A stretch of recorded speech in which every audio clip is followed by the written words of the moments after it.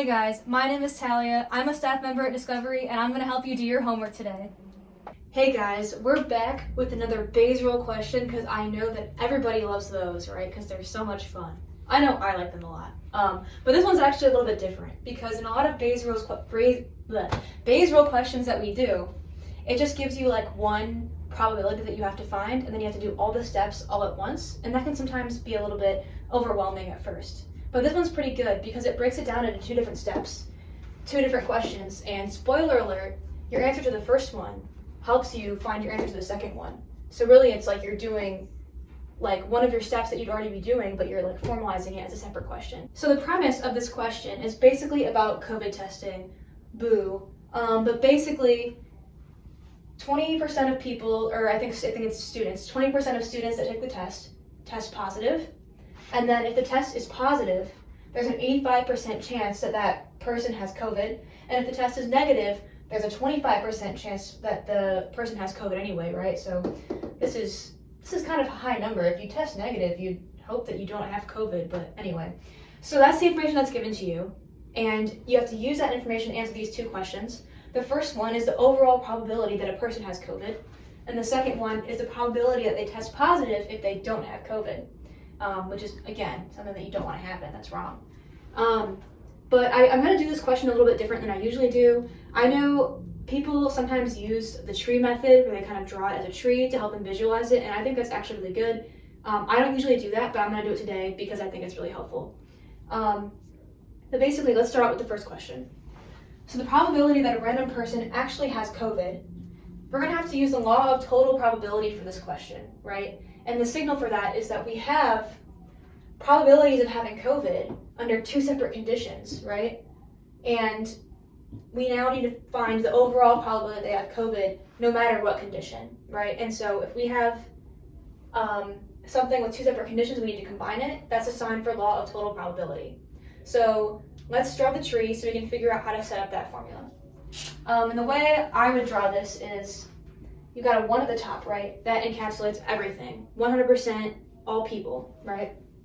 So out of all students, we know that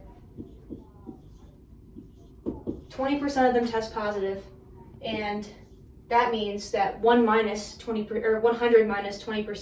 80%, or 0.8 test negative, right? Because you either test positive or negative. So everyone that didn't test positive, test negative, and this adds up to 1, as you can see here. And then we know, based on this, that if you test positive, so underneath this umbrella, of the people who just tested positive, the 20% of people, under this umbrella, we know that 85% of these people have COVID. So let's say COVID 0.85, right? And so because this is still within this one condition, we know that this plus whatever is here, not COVID,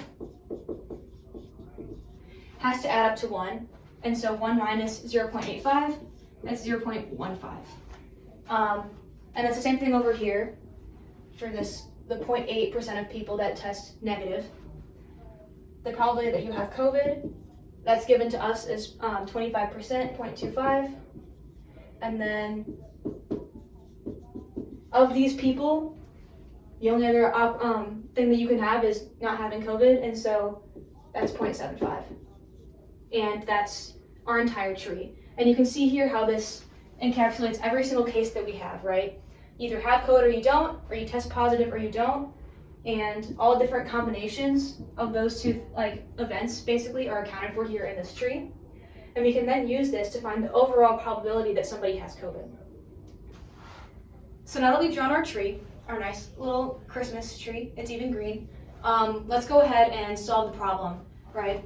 So if you remember the law of total probability, basically this allows us to combine conditional probabilities with the probability of those conditions happening in the first place to find the overall probability of that thing happening, right?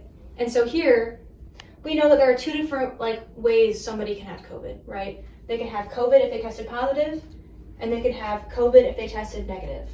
And so let's go through and write that out. So we know that COVID given positive times P of positive plus P of COVID given negative times p negative. And we can use our tree to fill this out.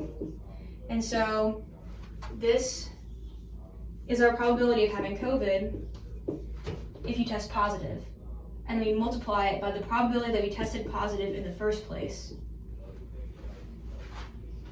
And then probability of having COVID with a negative test is 0.25 times the probability that we had a negative test in the first place. And this is our formula expanded out. And if you can see, you kind of just have to go up the tree, right? Because you have these lower down in the tree probabilities, and these are conditional on what happened above. And this is kind of how you can visualize the law of total probability. And so then you multiply these and add them up.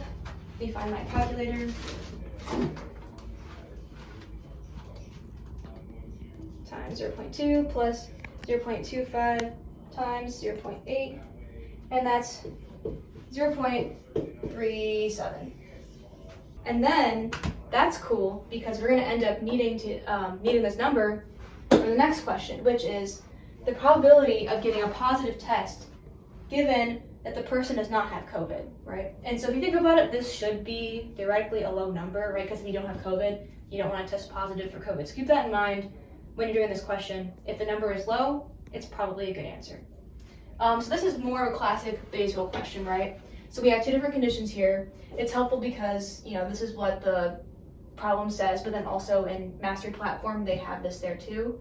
And so you already know what your A and B events are, right? And if you remember the Bayes-Rule formula, P of A given B equals P of B given A times P of A divided by P of B. And we can just rewrite this with our A and B events that are given to us. Sorry for the noise, there's people outside on motorcycles. Anyway, so now that we have our A and B conditions and our formula, we can rewrite this formula with what we have. So we can say P of B given A, so not COVID. This little right angle looking thing means not. I don't know, it's just shorthand basically. Not COVID given positive times P of positive over P of not COVID, right? And so we're actually given the probability of a positive test in the question. We're given the probability of not having COVID given a positive test in the question as well, and a little bit of roundabout way, which I'll explain in a second. And then this is the part that involves our previous question, right? So if we fill this out with our numbers, the probability of a positive test is 0.2. We know that. The probability of not having COVID if you test positive, right? So if you test positive, that's our condition, is actually the complement of this, right? Because if you test positive, you either have COVID or you don't, and that's actually here, right? If you test positive and we don't have COVID, that probability is 0.15 on our tree. So we can still use our tree for this question, by the way. This is kind of, this lays out everything that we know. And so we can refer back to this. 0.15 goes here. That's not having COVID if you test positive. And then our overall probability of not having COVID, well, we don't know that. It doesn't say that in the question, so what do? Well, in this question, we found the probability of having COVID is 0.37. And the only other chance or thing that we can do is not have COVID, right? If you have COVID, the other option is not having COVID. And so we can do 1 minus, I just said that 4 times in a row. Anyways, so we can do the same thing. We can do 1 minus 0.37, the complement of that, to find the remaining probability, which is 0.63. And now we filled out our entire formula, and it's pretty simple because we can just build our tree, plug it in, and our final answer is 0.15 times 0.2 divided by 0.63, and that is a pretty low probability, which is what we wanted, of 0.0476. I'll write that up here so it's more clear. 0.0476, and then I would recommend rounding that to however many digits it tells you to. But yeah, that's our final answer for our final part. Hopefully that wasn't too rough. I feel like I repeated myself a lot, but that's all right.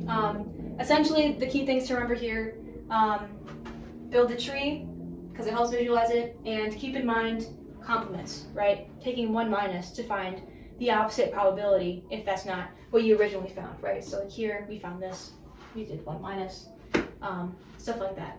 So that's yet another Bayes' question for you. Hopefully this alternative method is more helpful.